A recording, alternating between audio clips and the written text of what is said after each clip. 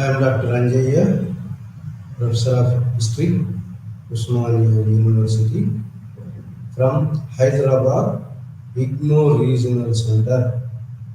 From Hyderabad, IGNOU Regional Center. ఈరోజు మన live ఛానల్లో BHIE 143 బుక్లో నుంచి హిస్టరీ ఆఫ్ ఎన్విరాన్మెంటల్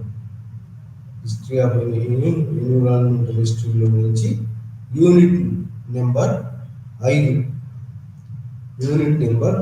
అదేంటంటే ఇష్యూస్ ఆఫ్ ఎన్విరాన్మెంటల్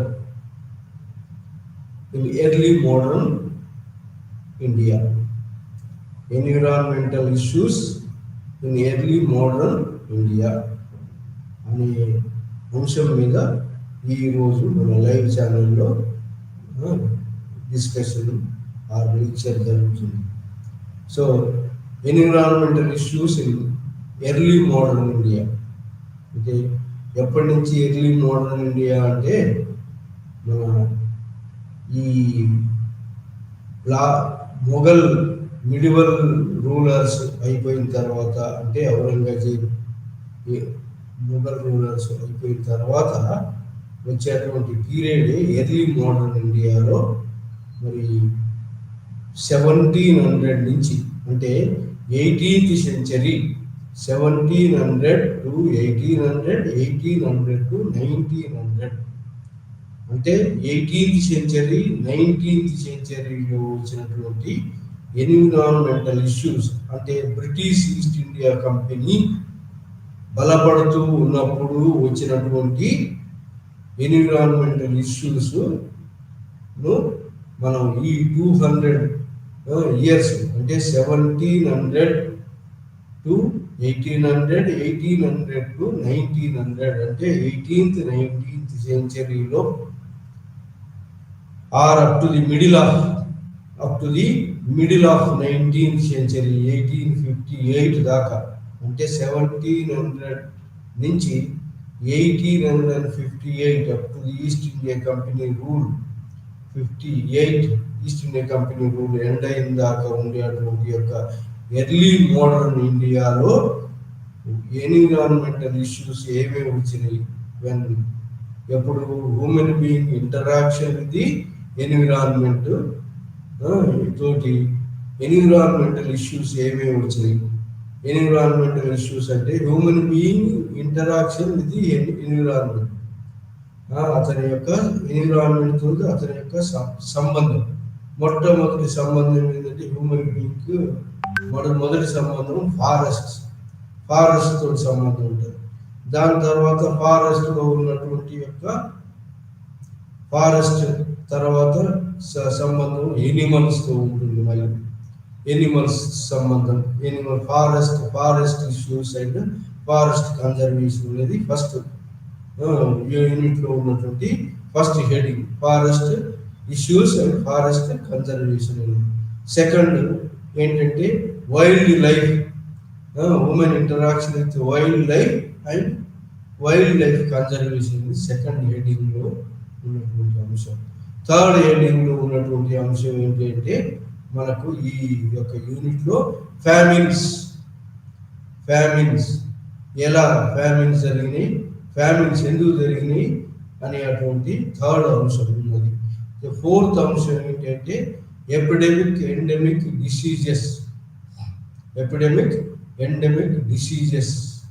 డిసీజెస్ గురించి ఫోర్త్ అంశం. ఫిఫ్త్ అంశం water resource management, water resource utilisation in early modern India అనేటువంటి ఫిఫ్త్ అంశం మీద ఈరోజు ఈ లైవ్ ఛానల్లో ఈ 5 అంశాల గురించి మనం డీటెయిల్డ్ డిస్కషన్లోకి వెళ్ళబోతున్నాం. సో ఈ 5 అంశాలలో మొదటి అంశం ఏంటంటే ఫారెస్ట్. మొట్టమొదట మానవుని లింకు ఫారెస్ట్తో ఉంటుంది. ఫారెస్ట్ రిసోర్సెస్ను యూజ్ చేసుకుంటాడు మొదటి మానవుడు.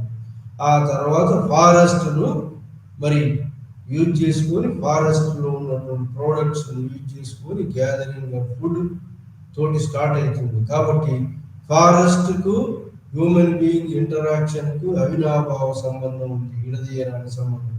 సో ఆ విధంగా ఫారెస్ట్ను ఎట్లా యూజ్ చేసుకున్నారు ఎర్లీ మోడర్న్ పీరియడ్లో, ఫారెస్ట్ను మిడివల్ పీరియడ్లో కూడా ఫారెస్ట్ను యూజ్ చేసుకున్నారు. మరి మిడివల్ పీరియడ్లో కూడా ఎర్లీ మిడివల్ పీరియడ్లో ఫారెస్ట్ను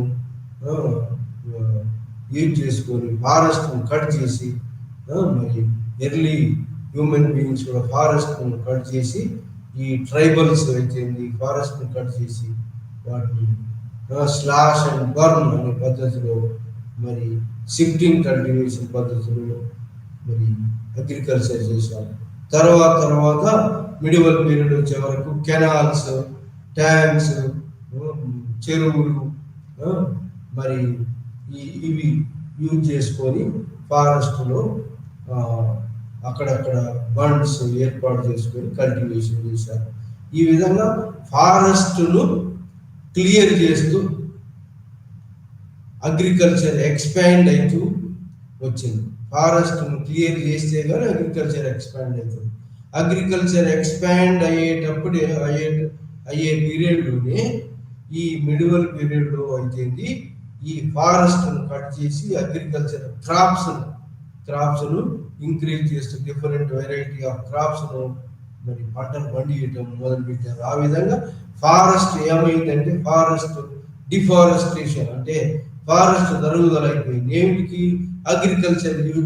అగ్రికల్చర్కు ఎక్స్పాన్షన్, కల్టివేషన్ ఆఫ్ ది క్రాప్స్కు ఎక్స్పాన్షన్ చేయడం వల్ల ఫారెస్ట్ డిఫారెస్టేషన్ అయ్యింది, తక్కువ అయిపోయింది.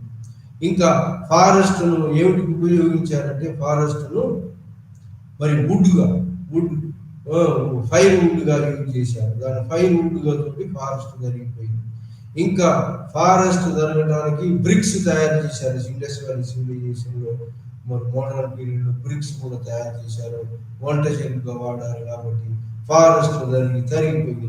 సో ఆ విధంగా ఫారెస్ట్లు మిడివల్ పీరియడ్లో కూడా తరుగుదల, agriculture expansion, fire wood use చేయడం డిఫరెంట్ పర్పసెస్ తోటి మిడివల్ పీరియడ్లో ఫారెస్ట్ డిక్లైన్ కావడం మొదలుపెట్టింది. ఇంకా మోడర్న్ పీరియడ్లో అయితే బ్రిటిష్ అరైవల్ తోటి ఫారెస్ట్ ఇంకా ఎర్లీ మోడర్న్ పీరియడ్లో కూడా యుద్ధాలు, మరి ఎర్లీ మోడర్న్ పీరియడ్లో కొన్ని రాజ్యాలు వచ్చినాయి. కొన్ని ఇది మొఘల్ సామ్రాజ్యం అంతరించిన తర్వాత కొన్ని రాజ్యాలు వచ్చినాయి. అవి మొఘల్ సామ్రాజ్య పునాదుల నుంచి ఉద్భవించిన రాజ్యాలు హైదరాబాద్ స్టేట్, మరి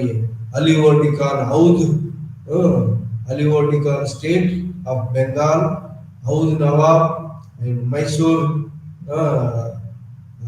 సంస్థానం. ఇలా మొఘల్ ఎంపైర్ డిజింటిగ్రేట్ అవుతున్నప్పుడు వచ్చినటువంటి యొక్క సిక్ కింగ్డమ్, మరి ఇలాంటి ఎర్లీ మోడర్న్ పీరియడ్ వచ్చినటువంటి యొక్క స్టేట్స్, ఈ స్టేట్స్లలో మరి పరస్పర యుద్ధాలు ఈ మొఘల్స్ పీరియడ్లో కూడా మొఘల్స్కు మధ్యలో మరి షేర్ షాకు మధ్యలో పీరియడ్లో స్ట్రగుల్స్. సో ఈ విధంగా మరి యుద్ధాలు చేసేటప్పటికి పరస్పరం నేటివ్ రాజులు యుద్ధాలు చేసేటప్పుడు కూడా ఫారెస్ట్ను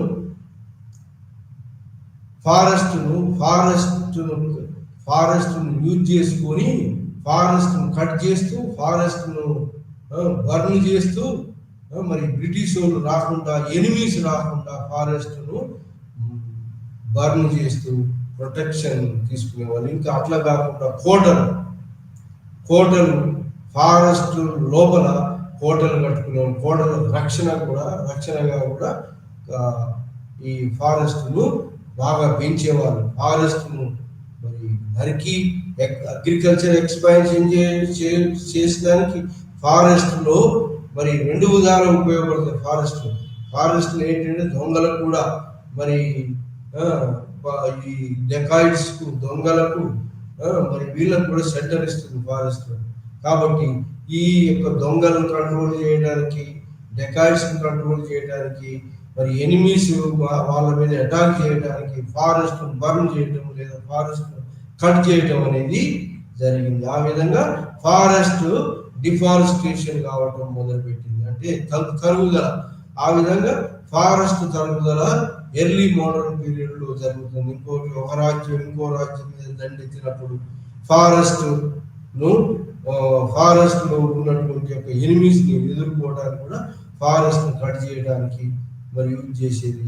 కట్ చేయటం, అగ్రికల్చర్ ఎక్స్పాన్షన్ కు, మరి దొంగలను కంట్రోల్ చేయడానికి కూడా, బ్యాండిట్స్ ని కంట్రోల్ చేయడానికి కూడా, ఎనిమీని కంట్రోల్ చేయడానికి కూడా ఫారెస్ట్ ను బర్న్ చేసేది, ఫారెస్ట్ ను కట్ చేసి మరి నేచురల్ డిజాస్టర్కు తయారైంది. ఎర్లీ వార్స్ కూడా, పరస్పర యుద్ధాలు.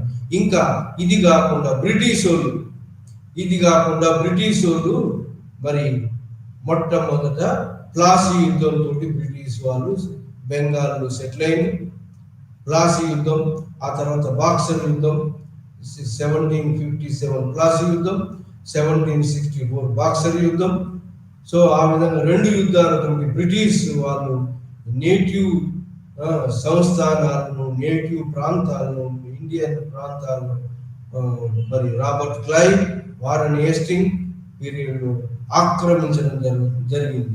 సో ఆ విధంగా ప్రాంతాలను తన గుప్పిట్లో పెట్టుకోవడానికి మరి వాళ్ళు కూడా నేటివ్ రాజులతో యుద్ధాలు చేస్తుంటే, నేటివ్ రాజులు కూడా slash and burn the forest, British సైన్యాన్ని నిలువరించడం కోసం ఫారెస్ట్ ను బర్న్ చేయటం మరి అలా ఈ విధంగా ఫారెస్ట్ తరిగిపోవటం, ఫారెస్ట్ ఈ ఎనిమీస్ మరి గుండాన్ని ఏరివేయడం కోసం బ్రిటిష్ వాళ్ళు ఫారెస్ట్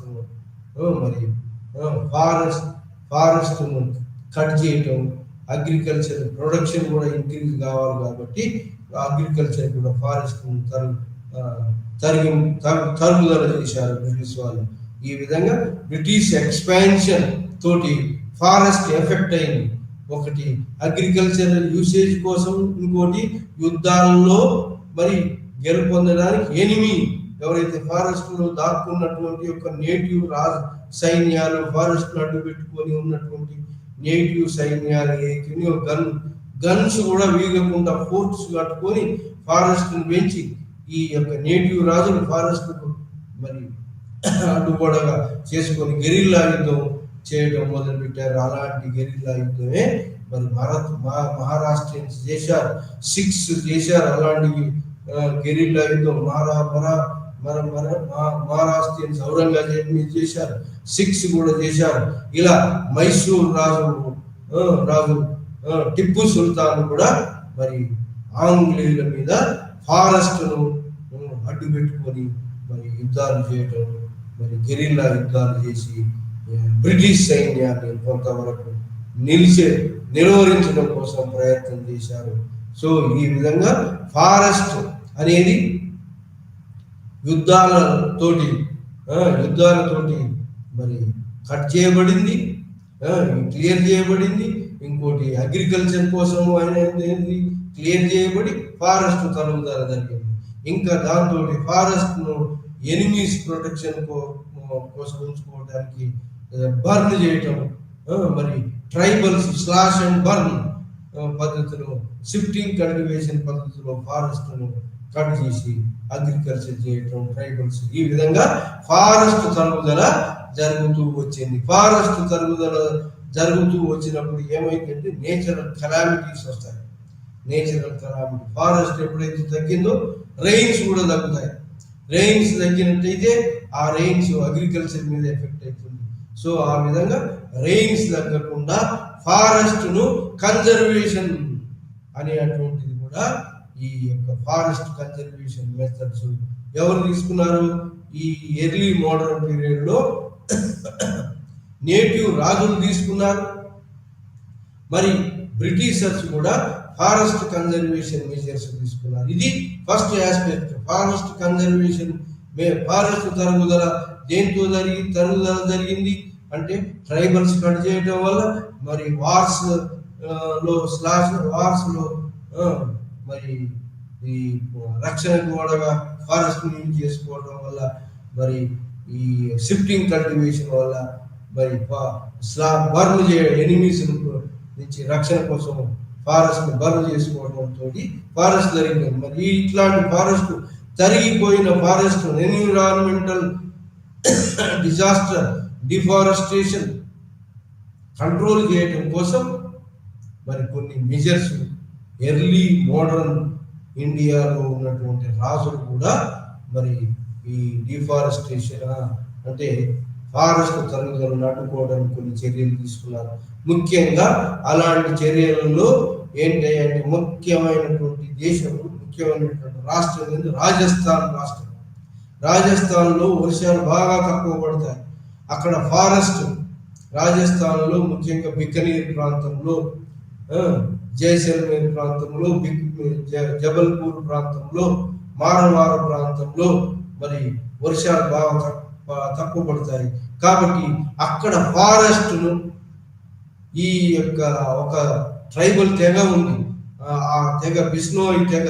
ఆ బిష్ణోయి తెగ ఫారెస్ట్ ట్రీస్ను ఉన్నటువంటి ఒక రకమైన ఒక మొక్క యొక్క ప్లాంట్స్ను వాళ్ళు నేచర్ ప్రకృతి దేవతలాగా పూజిస్తారు. కాబట్టి ఆ వృక్షాలను వాళ్ళు కట్ చేయరు. సో ఆ విధంగా మరి రాజస్థాన్లో ఈ యొక్క ట్రైబల్ జాతులు ఏవైతున్నాయో కొన్ని ట్రైబల్ జాతులు ఆ ఫారెస్ట్ స్పెషల్ ఈ యొక్క ట్రీస్ను ఈ ట్రీస్ను ఒక పవిత్ర ట్రీస్గా భావించి ఆ ఫారెస్ట్ను కట్ చేయకుండా దాని ప్రిజర్వేషన్ కోసం మెజర్స్ తీసుకున్నారు ఆ యొక్క తెగ, ఆ తెగకు సంబంధించినటువంటి రాజు.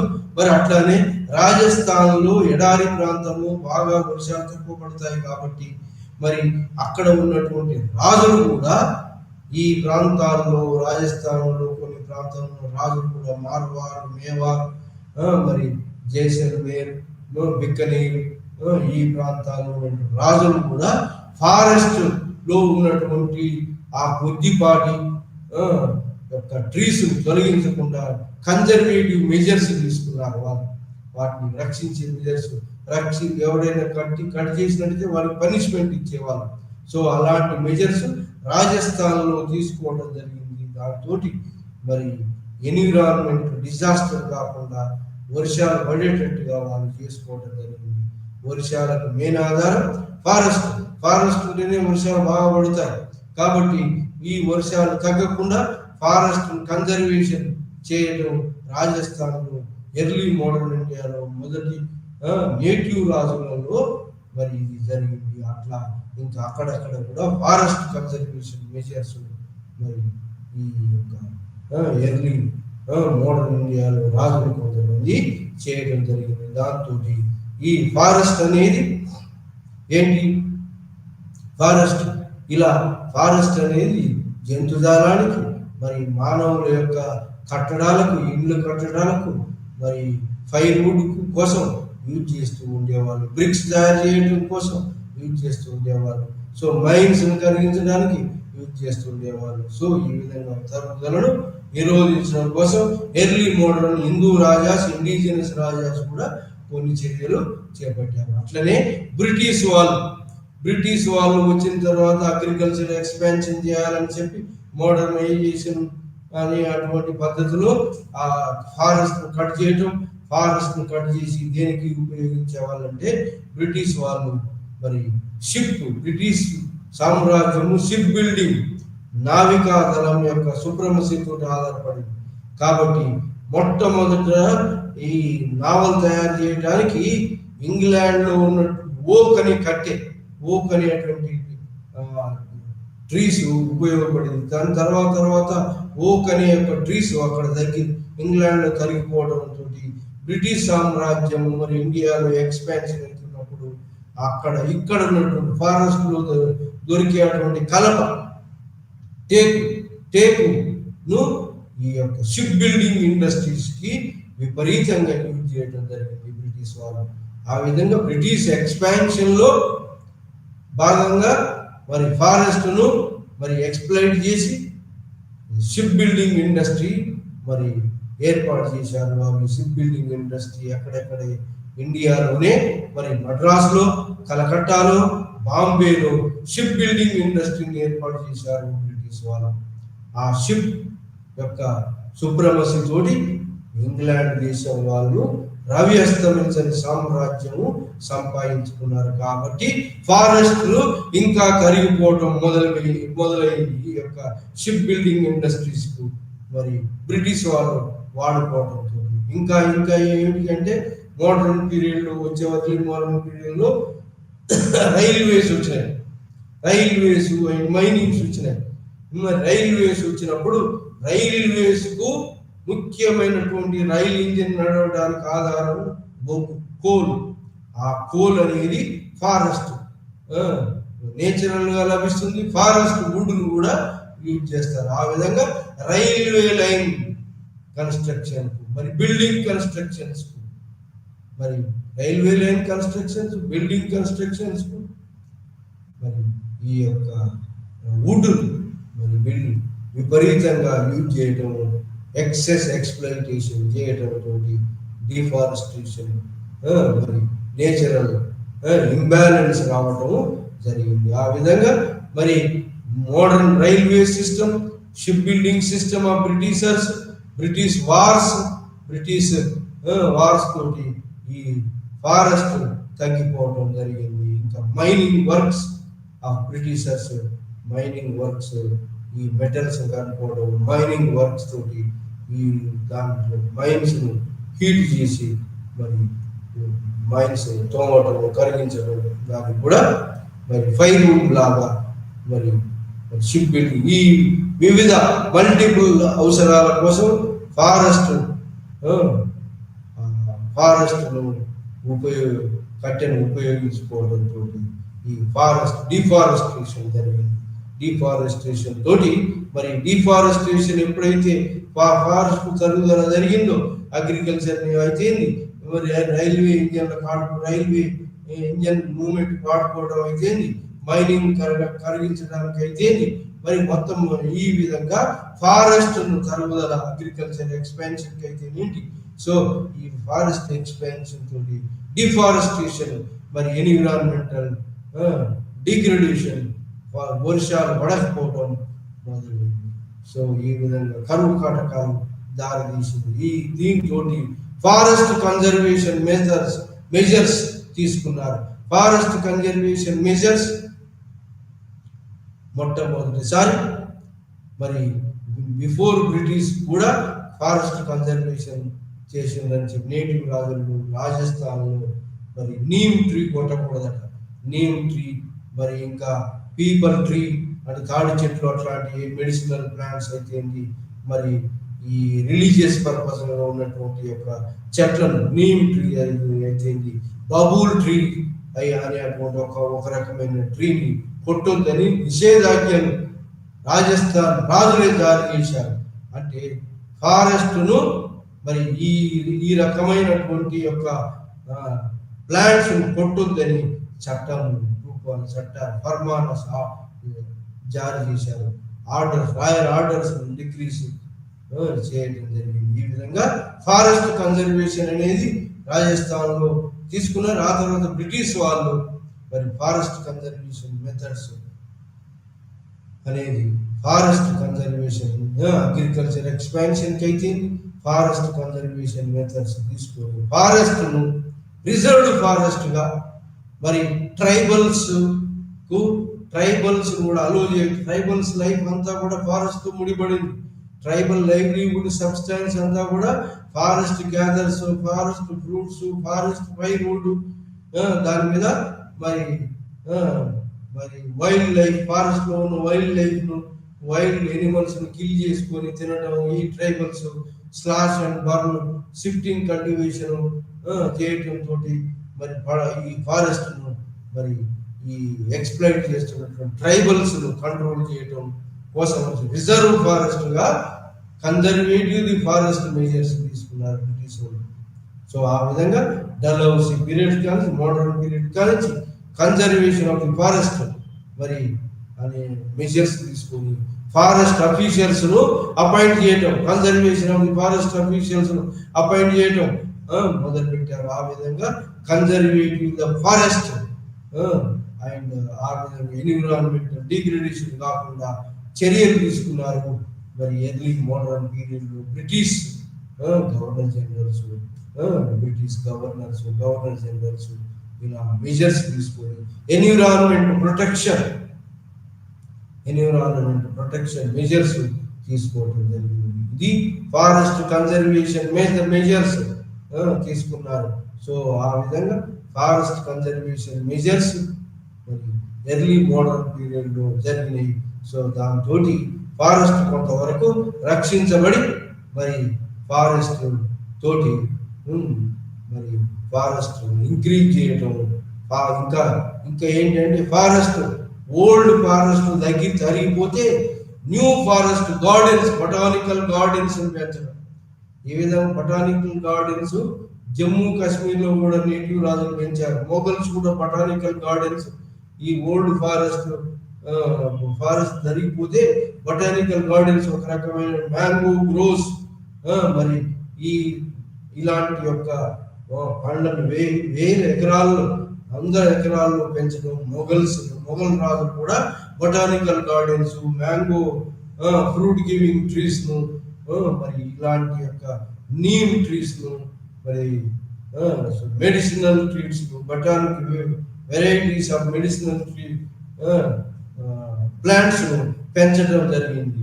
సో ఈ విధంగా బొటానికల్ గార్డెన్స్ పెంచడం,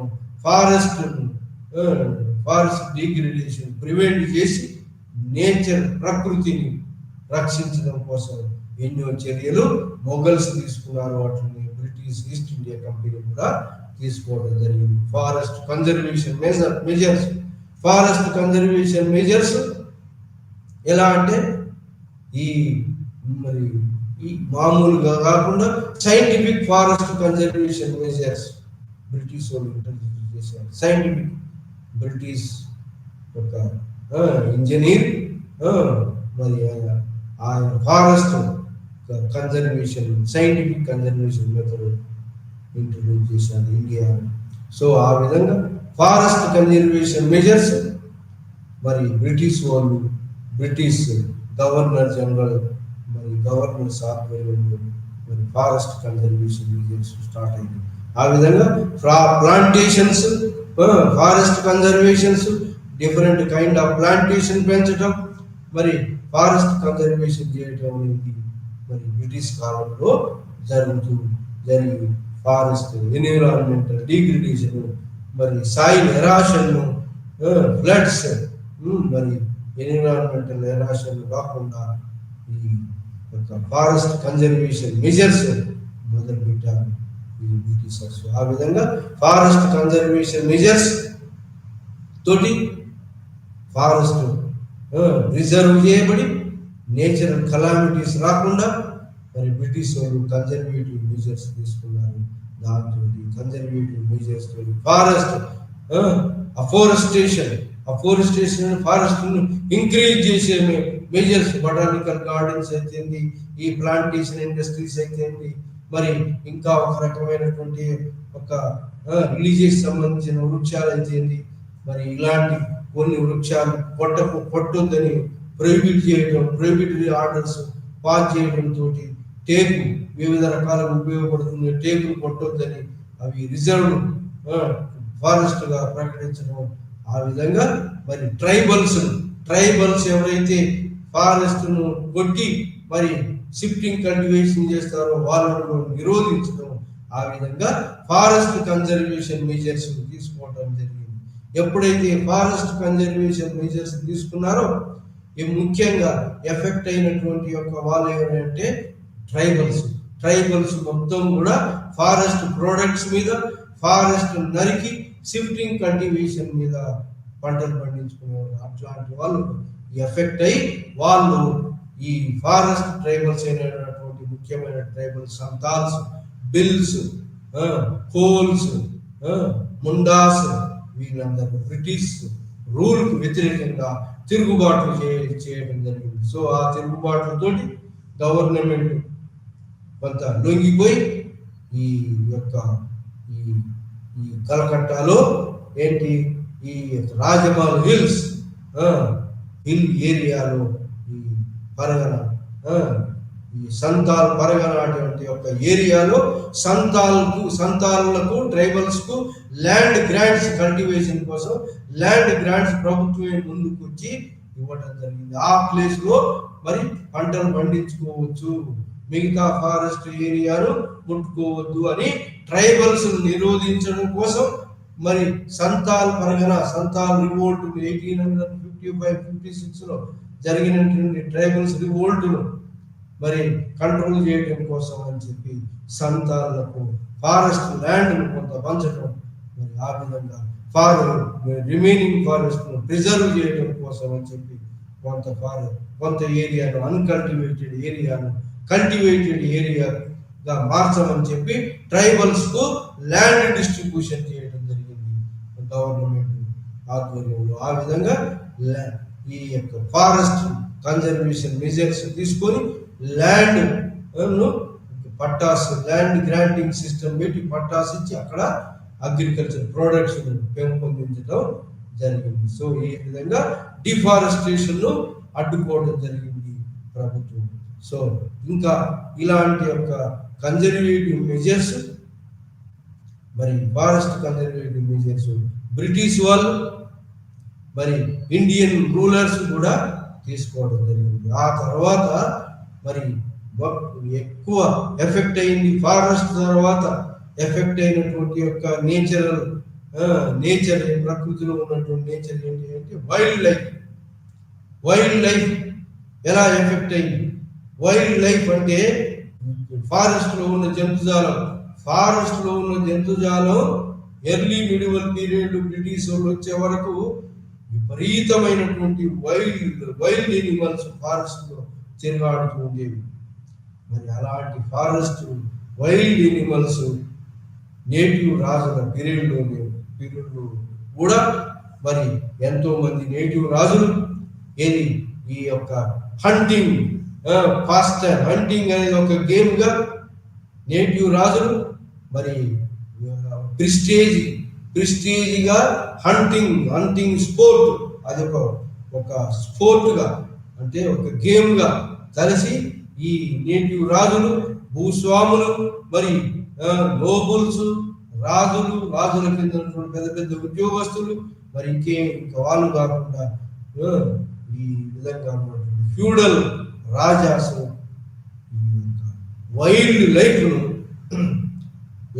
వైల్డ్ ఎనిమల్స్ హంట్ చేయటం, దాంట్లో ముఖ్యంగా lion, tiger, cheetah, buffalo, cheetah, rhinoceroses ఇలాంటి జంతువులను వేటాడి సో ఆ విధంగా ఫారెస్ట్ లో ఉన్నటువంటి ఎనిమల్స్ ను మరి కిల్ చేయడం, ఆ విధంగా ఫారెస్ట్ ను మరి హ్యూమన్ హ్యాబిటేషన్ కిందకి తీసుకురావడం, అగ్రికల్చర్ ఎక్స్పాన్షన్ కిందకి తీసుకురావడం మొదలు పెట్టారు. ఇది నేటివ్ రాజులు. అది నేటివ్ రాజులకు మరి ఫారెస్ట్ లో ఉన్న పెద్ద పెద్ద ఎనిమల్స్, ఎలిఫెంట్స్, టైగర్ ను, లయన్ ను చంపితే పెద్ద సోషల్ ప్రిస్టేజ్ గా భావించేవారు. ఆ విధంగా సోషల్ ప్రిస్టేజ్ గా భావించి ఫారెస్ట్ లో ఉన్న వైల్డ్ ఎనిమల్స్ ఎన్నో ఎనిమల్స్ మరి చంపడం జరిగింది. అయినప్పటికీ కూడా బ్రిటిష్ వాళ్ళు వచ్చేటప్పటికి, బ్రిటిష్ వాళ్ళ యొక్క ఎక్స్పాన్షన్ జరిగి నేటివ్ రాజులతో యుద్ధం చేసేటప్పటికి ఇంకా ఎన్విరాన్మెంట్ లో ఇంకా మరి భూమి మీద ఎన్నో జీవరాశులు ప్లెంటీగా ఎనిమల్స్, లెక్కలేని ఎనిమల్స్ అన్కౌంటబుల్ లెక్కలేని ఎనిమల్స్ ఇంకా ఈ ఫారెస్ట్ లో ఉన్నట్టుగా బ్రిటిష్ ఎర్లీ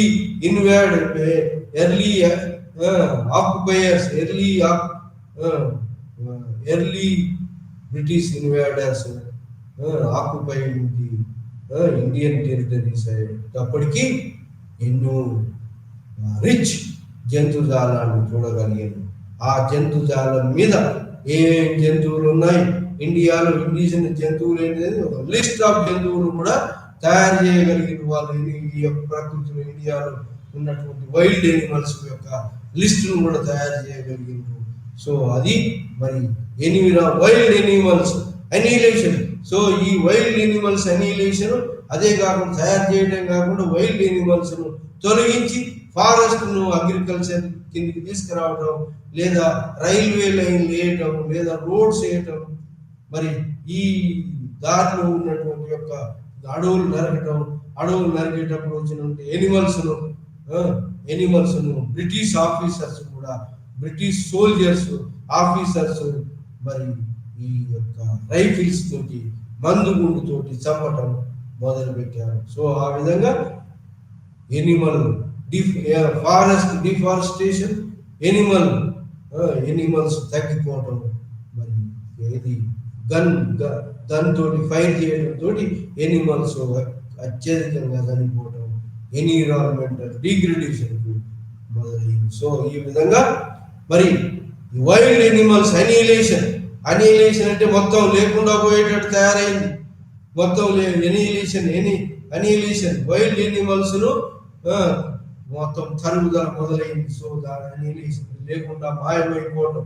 సో దాంతో కొంత నేటివ్ రాజులు అనుకోండి, ఆ తర్వాత బ్రిటిష్ ఆఫీసర్స్ అనుకోండి, మరి wild animals conservative measures, protective measures తీసుకొని వాటిని చంపకుండా కొన్ని చట్టాలు తీసుకొచ్చి రిజర్వ్ ఫారెస్ట్ గా ఆ ఫారెస్ట్ లో పులులను, చీతాలను, మరి టైగర్లను, ఎలిఫెంట్స్ ను, మరి వివిధ రకాల యొక్క జంతువులను దాంట్లో పెరగనిచ్చేటానికి తోడ్పడ్డారు. ఈ విధంగా డిఫారెస్టేషన్ కాకుండా ప్రివెంటివ్ మెజర్స్ తీసుకున్నారు. ఎవరు? నేటివ్ రాజులు తీసుకున్నారు, చట్టాలు చేశారు, బ్యాన్ చేశారు ఎనిమల్ కిల్లింగ్. మరి ఇది బ్రిటిష్ వాళ్ళు కూడా మరి preventive measures, forest preventive measures, old animals death preventive measures ఎన్నో తీసుకోవడం జరిగింది. ఆ విధంగా ఫారెస్ట్ వైల్డ్ ఎనిమల్స్ అనిహిలేషన్ అంటే డిసపియర్ అయితే అనుకున్నటువంటి వైల్డ్ ఎనిమల్స్ ఈ యొక్క నేచురల్ యొక్క zoological parks, wild birds sanctuaries, zoological parks, national parks, so ఈ విధంగా పార్క్స్ ఏర్పాటు చేసి వైల్డ్ ఎనిమల్స్ పెంచడం ప్రభుత్వమే ముందుకు రావడం. మోడర్న్ పీరియడ్లో మరి ప్రభుత్వం, మరి మిడివల్ పీరియడ్ లో నేటివ్ రాజులు మరి వైల్డ్ లైఫ్ ప్రొటెక్షన్ అనేటువంటి చర్యలు తీసుకోవడం జరిగింది. ఆ విధంగా వైల్డ్ లైఫ్ ప్రొటెక్షన్ కోసం కొన్ని జంతువులను మరి చంపవద్దని నిషేధాజ్ఞలు విధించారు. సో ఆ విధంగా నేటివ్ రాజులు మరి బ్రిటిష్ కలోనియల్ రూలర్స్ కూడా వైల్డ్ లైఫ్ ప్రొటెక్షన్ మెజర్స్ తీసుకున్నారు. ఆ విధంగా వైల్డ్ లైఫ్ మరి మొత్తం అనిహిలేషన్ కాకుండా, మొత్తం మార్చిపోకుండా కొన్ని ప్రొటెక్టివ్ మెజర్స్ తీసుకోవడం జరిగింది. అది వైల్డ్ లైఫ్ కన్జర్వేటివ్ మెజర్స్ అంటారు దాన్ని. వైల్డ్ లైఫ్ కన్జర్వేటివ్ మెజర్స్ తీసుకున్నారు. ఎవరు? నేటివ్ రాజులు తీసుకున్నారు, అదేవిధంగా బ్రిటిష్ వాళ్ళు తీసుకున్నారు. వైల్డ్ లైఫ్ కన్జర్వేటివ్ మెజర్స్ మరి ఈ నేచురల్ ప్రకృతి వనాలను తయారు చేసి దాంట్లో ఈ యొక్క వైల్డ్ లైఫ్ కిల్ చేయకుండా ప్రొహిబిటరీ ఆర్డర్స్ ఇష్యూ చేసి వైల్డ్ లైఫ్ కన్జర్వేషన్ చేయడం జరిగింది. ఇంకా అది కాకుండా మరి ఈ విధంగా డిఫారెస్టేషన్, మరి అగ్రికల్చర్ ఎక్స్పాన్షన్, మిగతా దీంతో ఫ్యామిన్స్ రావడం జరిగింది.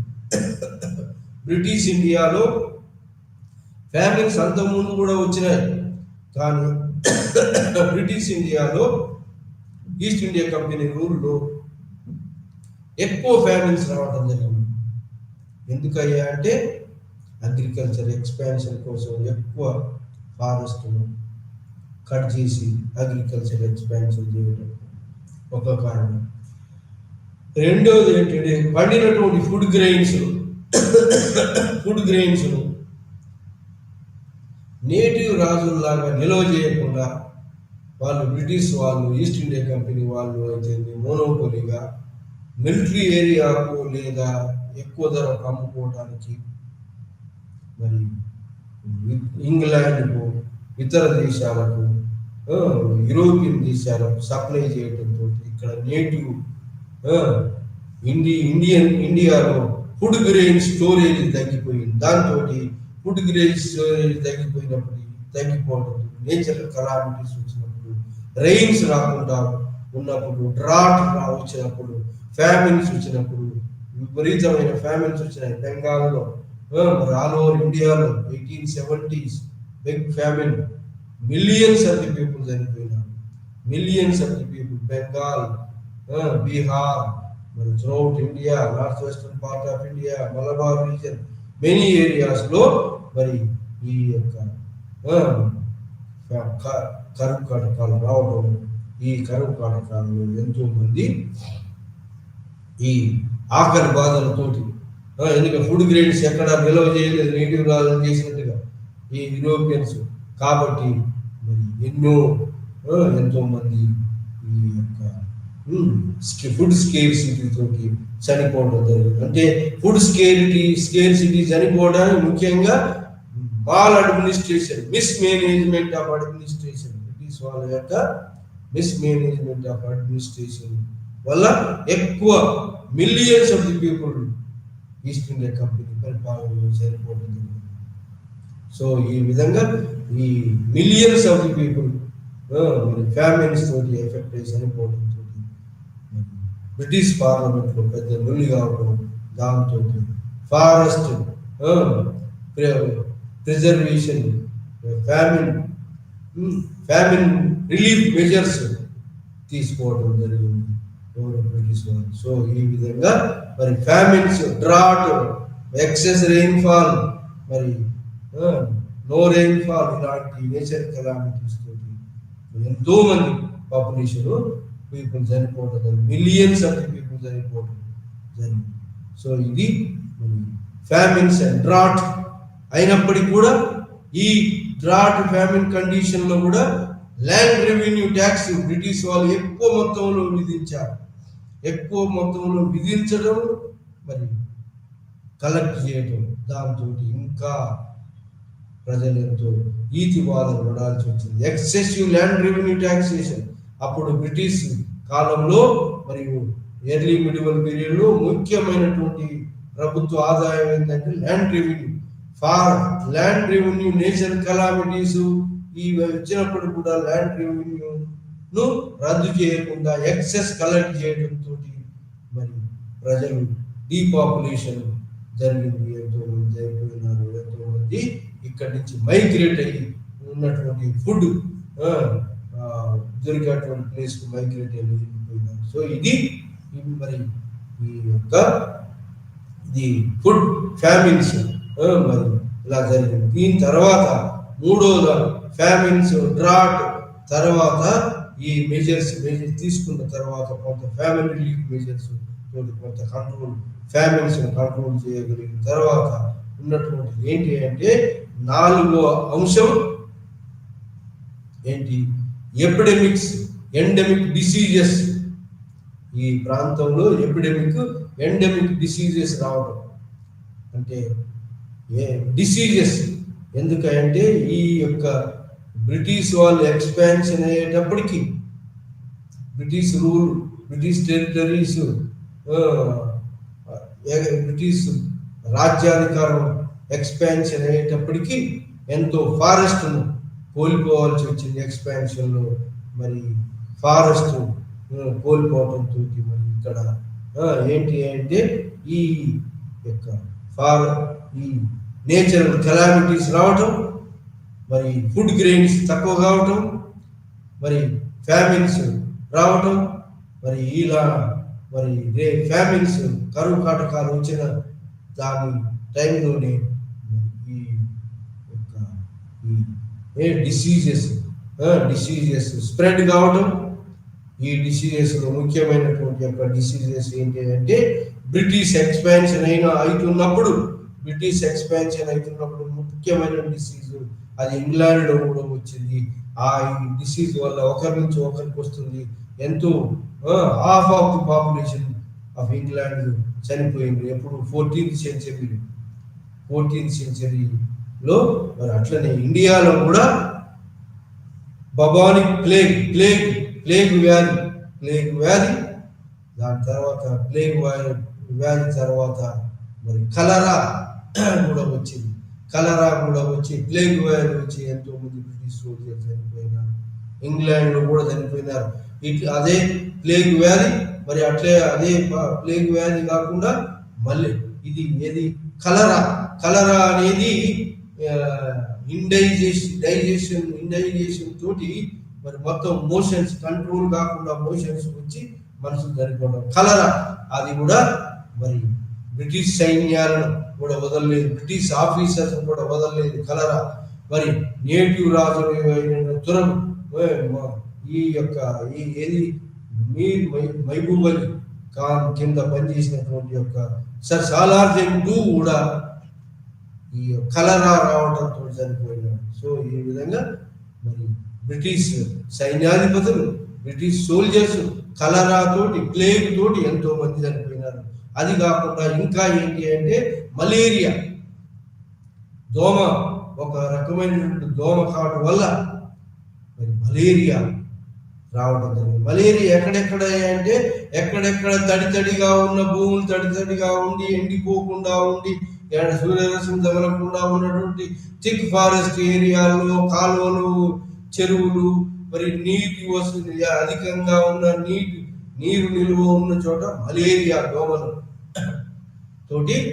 దోమల ఎఫెక్ట్ మలేరియా డిసీజెస్ కూడా రావడం జరిగింది. ఆ విధంగా ప్లేగ్ వ్యాధి, కలరా వ్యాధి, మలేరియా వ్యాధి, మరి మశూచి బొక్కలు పడటం, మశూచి, మరి ఇవి ఈ యొక్క డిసీజెస్ ఎవరిని కూడా నేటివ్ రాజులను వదిలిపెట్టలేదు, నేటివ్ సైన్యాన్ని వదిలిపెట్టలేదు, బ్రిటిష్ ఆఫీసర్స్ను వదిలిపెట్టలేదు, బ్రిటిష్ సోల్జర్స్ వదిలిపెట్టలేదు. ఆ విధంగా మరి ఏది ఈ యొక్క రూథర్ఫర్డ్ మలబార్ సైన్యం ఆధ్వర్యంలో ఈ అల్లూరి సీతారామరాజును లొంగ తీసుకునేటప్పటికి ఆ టైంలోనే ఈ యొక్క ఒక రకమైనటువంటి మలేరియా, ప్లేగ్ వ్యాధి వ్యాపించడం, దాంట్లో కొంత సమయం నిరోధించగలిగింది, కొంత సమయం ఆగగలిగింది. సో ఈ విధంగా కోస్టల్ ఏరియాలో, రివర్స్ ఎక్కువగా ఉన్న ఏరియాలు, తడిగా ఉన్న ఏరియాలు, థిక్ ఫారెస్ట్ ఏరియాలు, సూర్యరశ్మి పోనటువంటి area, thick forest area, malaria ఒక రకమైన దోమలు పెరిగి మలేరియా స్ప్రెడ్ అయింది. సో ఈ విధంగా నేచర్ కలామిటీస్ రావడం, ఎక్కువ ఎంతో మంది పాపులేషన్ పీపుల్స్ చనిపోవడం జరిగింది. ఈ విధంగా మలేరియా, మచూచి అంటే బొగ్గలు రావడం, ఇలాంటి ఎండెమిక్ డిసీజెస్ మరి స్ప్రెడ్ అయ్యి పాపులేషన్ మిలియన్స్ ఆఫ్ పాపులేషన్ జరిగింది. కంటిన్యూస్ ఫ్యామిన్స్ వచ్చినాయి. ఈ ఫ్యామిన్స్ లో కంటిన్యూస్ 18th సెంచరీ 19th సెంచరీలో బ్రిటిష్ పీరియడ్ లో కంటిన్యూస్ ఫ్యామిన్స్ వచ్చినాయి. కంటిన్యూస్ ఫ్యామిన్స్ లో వందలాది మంది, వేల మంది, మిలియన్స్ ఆఫ్ ది పీపుల్ చనిపోయినారు ఈ యొక్క వ్యాధులతో.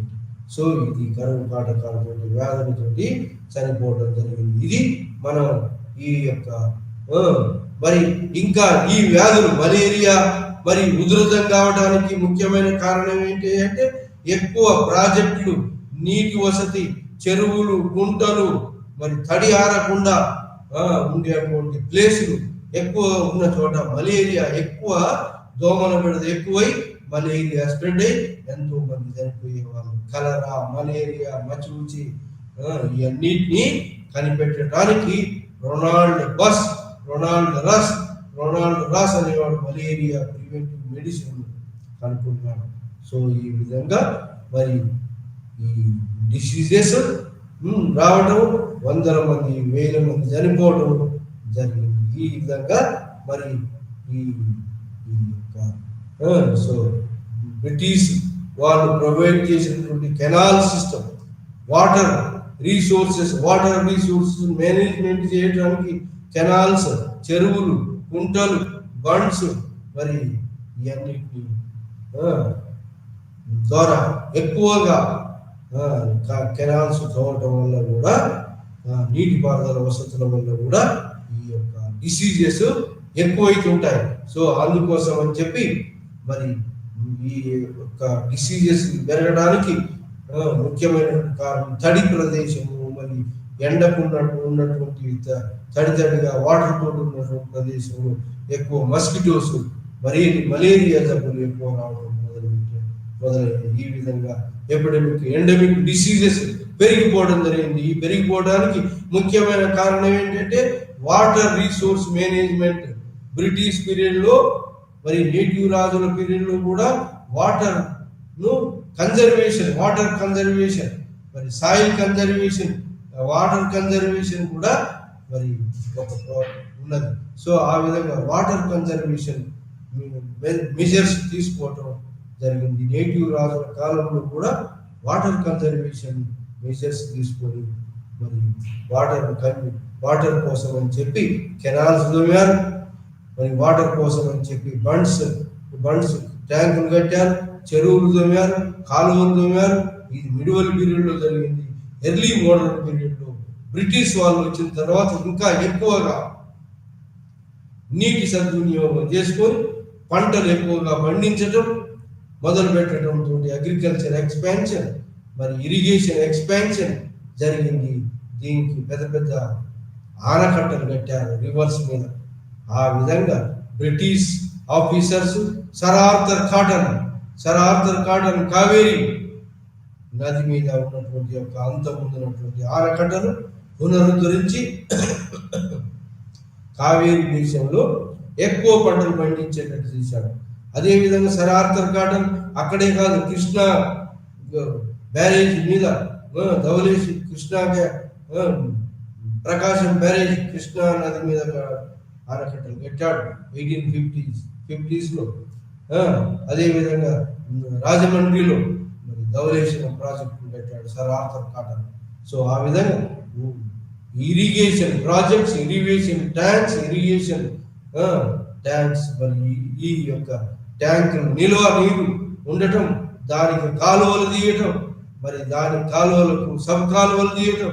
సో ఈ విధంగా ప్లెంటీ ఆఫ్ వాటర్, తడి వల్ల మలేరియా, మసూచే ఈ యొక్క పంటలు ఎక్కువ పండటంతో పాటు ఈ యొక్క డిసీజెస్ కు తావుగా మారింది.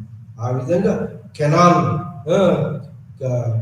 డిగ్గింగ్, మరి ట్యాంక్స్ కన్స్ట్రక్షన్ ఆఫ్ బ్రిటిషర్స్, మరి wells tank construction of Britishers తోటి ఈ మలేరియా, మసూచి, ఈ యొక్క జబ్బులు, ఈ యొక్క డిసీజెస్ ఇంక్రీజ్ కావడం మొదలవుతుంది. దాంతో people affected due to the malaria, other మసూచి, కలరా డిసీజెస్ తోటి ఎఫెక్ట్ అయ్యి ఎంతో మంది పాపులేషన్ చనిపోవడం జరిగింది. ఈ విధంగా అందుకోసం ఏంటంటే మరి వాటర్ కన్జర్వేషన్ నేచురల్ వాటర్ కన్జర్వేట్ చేయాలి, కానీ లిఫ్టింగ్ ద్వారా, మరి అదే విధంగా వేరే water conservation, excess conservation of water వల్ల, వాటర్ ఎక్కువ నిల్వ ఉండటం వల్ల కూడా ఎక్కువ డిసీజెస్ వచ్చే ప్రమాదం రావటం జరిగింది. ఇది మరి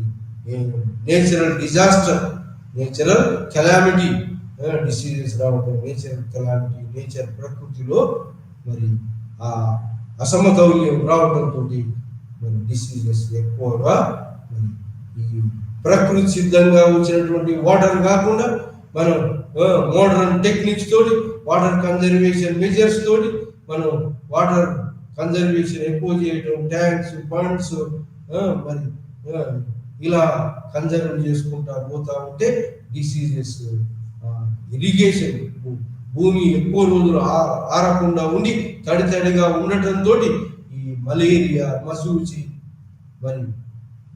మరి కలరా ఇవన్నీ స్ప్రెడ్ కావడానికి ఎక్కువగా తోడ్పడింది. ఈ విధంగా వాటర్ కన్జర్వేషన్ మెజర్స్ తోటి, మోడర్న్ టెక్నాలజీ తోటి, మరి వాటర్ కన్జర్వేషన్ మెజర్స్ తోటి అగ్రికల్చర్ ఎక్స్పాన్షన్ జరిగింది. సో ఈ అగ్రికల్చర్ ఎక్స్పాన్షన్ జరిగేటువంటి యొక్క మోడర్న్ టెక్నిక్స్ తోటి, modern techniques of preservation of the water preservation రెండు వైపులా, ఒకటి నేచురల్ కలామిటీకి పనికొచ్చేటువంటి యొక్క డిసీజెస్, నేచురల్ డిసీజెస్ పెరగడానికి, మలేరియా పెరగడానికి, మరి ఇంకో విధంగా పంటలు బాగా పండడానికి ఈ వాటర్ కన్జర్వేషన్ మెజర్స్ రెండు వైపులా దీని చెడుకు మంచికి దారి తీయడం జరిగింది. ఇది water management conservation methods during the British period. ఈ విధంగా water measures water conservation measures తీసుకోవడం జరిగింది. సో దానికి కన్జర్వింగ్ వాటర్ అనేది బ్రిటిష్ పీరియడ్లో మరి మొట్టమొదటిసారి వాటర్ను లిఫ్ట్ చేయటం అనేది ఏన్షియంట్ పీరియడ్లో నోకియా, సకియా అనేటువంటి lifting early models, so man handle, మనిషి చేయితోటి తిప్పేటువంటి ఒక దాంతో లిఫ్ట్ చేయడం, దాని తర్వాత మనిషి కాకుండా ఎద్దులతోటి లిఫ్ట్ చేయడం, ఆ తర్వాత మరి మోడర్న్ టెక్నాలజీ అటువంటి పంప్ సెట్లు రావటం. సో ఆ విధంగా ఎన్విరాన్మెంట్లో ప్రకృతిలో వాటర్ మరి పైన ఉండేటువంటి వాటర్ గ్రౌండ్ వాటర్ లెవెల్ తగ్గిపోవటం, గ్రౌండ్ వాటర్ లెవెల్ తగ్గిపోయి గ్రౌండ్ వాటర్ సాల్టీ వాటర్గా, ఫ్లోరైడ్ వాటర్గా మారటం, ఇలాంటి యొక్క నేచర్ కలామిటీస్ రావటం, ఫ్లోరైడ్ వాటర్ తోటి ఎంతో మంది చనిపోవటం, ఇలాంటి వాటర్ రిసోర్స్ కన్జర్వేషన్ చేయడం వల్ల, ఎక్సెసివ్ కన్జర్వేషన్ వల్ల ఎన్నో జబ్బులు రావడానికి దారి చేసినది. సో ఇది మనం ఈరోజు ఈ లైవ్ ఛానల్లో ఈ యొక్క 5 వాటర్ రిసోర్సెస్ కన్జర్వేషన్ మెజర్స్, దానివల్ల లాభాలు నష్టాలు రెండు కూడా ఉన్నాయి. వాటర్ కన్జర్వేషన్ వల్ల లాభాలు ఉన్నాయి, అగ్రికల్చర్ ప్రొడక్షన్ పెరుగుతుంది, పంటలు పెరుగుతాయి. కానీ ఈ యొక్క నిల్వ నీరు ఉండేటప్పటికీ ఈ యొక్క ఎండమిక్ డిసీజెస్ మలేరియా, మసూచి ఇలాంటి డిసీజెస్ పెరిగిపోతాయి. సో ఈ విధంగా మరి వాటర్ కన్జర్వేషన్ మెజర్స్ రెండు వైపులా, మరి ఒకవైపు ప్రకృతి విఘాతానికి, ఒకవైపు ప్రకృతిలో పంటలు ఎక్కువ పండటానికి, ప్రకృతిలో ఉన్నటువంటి యొక్క నివసించే మానవులు మరి జంతుజాలం, మానవులు తరుగుదలకు, స్ప్రెడింగ్ ఆఫ్ మెనీ డిసీజెస్ తోటి మానవులకు హాని కలిగేటువంటి యొక్క కీటకాలు, మలేరియా, కలరా అటువంటి కీటకాలు జన్మించడానికి, ప్రబలడానికి కూడా తోడ్పడుతుంది వాటర్ కన్జర్వేషన్. సో ఈ విధంగా మరి మనం ఈరోజు లైవ్ ఛానల్లో ఈ ఎన్విరాన్మెంటల్ ఇష్యూస్ ఎర్లీ మోడర్న్ ఇండియాలో 1700 నుంచి 1858 or 18th century and up to the middle of 19th century దాకా British East India company rule end అయిన దాకా ఉండేటువంటి పీరియడ్ని ఎర్లీ మోడర్న్ ఇండియా అంటారు. ఎర్లీ మోడర్న్ ఇండియాలో బ్రిటిష్ పాలన ఎక్స్పాన్షన్ అయిన కొద్ది వాళ్ళు ఫేస్ చేసినటువంటి ఇంటరాక్షన్ విత్ ది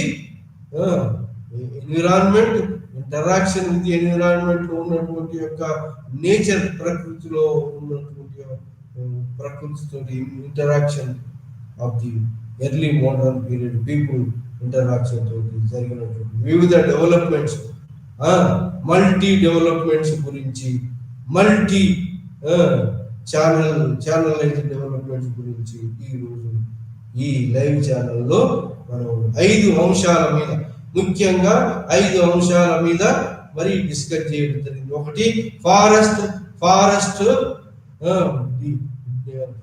డిక్రీజింగ్, మరి ఫారెస్ట్ డిక్రీజ్ వల్ల మరి నేచురల్ కలామిటీస్ వస్తున్నాయని ఫారెస్ట్ కన్జర్వేషన్ మొదలు పెట్టారు.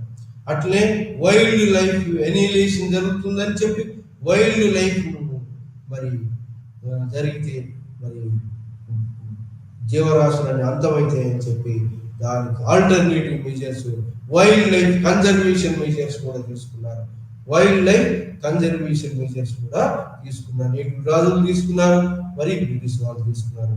అట్లనే ఫ్యామిన్స్, మరి బ్రిటిష్ పీరియడ్ లో ఫుడ్ గ్రెయిన్స్ అని ఇక్కడ నిల్వ లేకుండా ఎటో జరిగిపోవడం, దాంతో మరి నేచర్ కలామిటీస్ వచ్చినప్పుడు, ల్యాండ్ రెవెన్యూ ఎక్కువగా ఉన్నప్పుడు, ఎక్కువ ట్యాక్స్ విధించినప్పుడు ఆ ట్యాక్స్ కట్టలేక భూములు పడావబడి ఉండటం, ఫుడ్ గ్రెయిన్స్ పంటలు పండకపోవడం, మరి హై రెవెన్యూ విధించడంతో పీపుల్ అంతా ఓన్లీ గొర్రెల మేకల పెంపకాలతో ఉండేటానికి మరి కల్టివేషన్ చేయకుండా పడవబడటంతో భూములన్నీ మరి ఇలాంటి నేచర్ కలామిటీస్ రావడం, ఫ్యామిన్స్ ఉన్నట్టు కొద్ది ప్రొడక్షన్ ఎక్కడో వెళ్ళిపోవటం, ఏది సిపాయిలు ఉన్న చోట్ల లేదా విదేశాలకు వెళ్ళిపోవడంతో ఫ్యామిన్స్, డ్రాట్స్ ఏర్పడి ఎంతో మిలియన్స్ ఆఫ్ పీపుల్ చనిపోయినారు.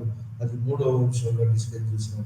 4వ అంశం ఏంటి అంటే 4వ అంశం epidemic diseases and endemic diseases అనేటువంటి డిసీజెస్ కూడా బ్రిటిష్ పరిపాలనలో వచ్చినటువంటి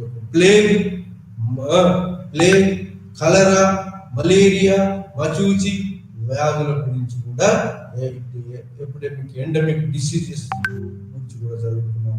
5వ అంశం ఏంటి అంటే water resources management and conservation.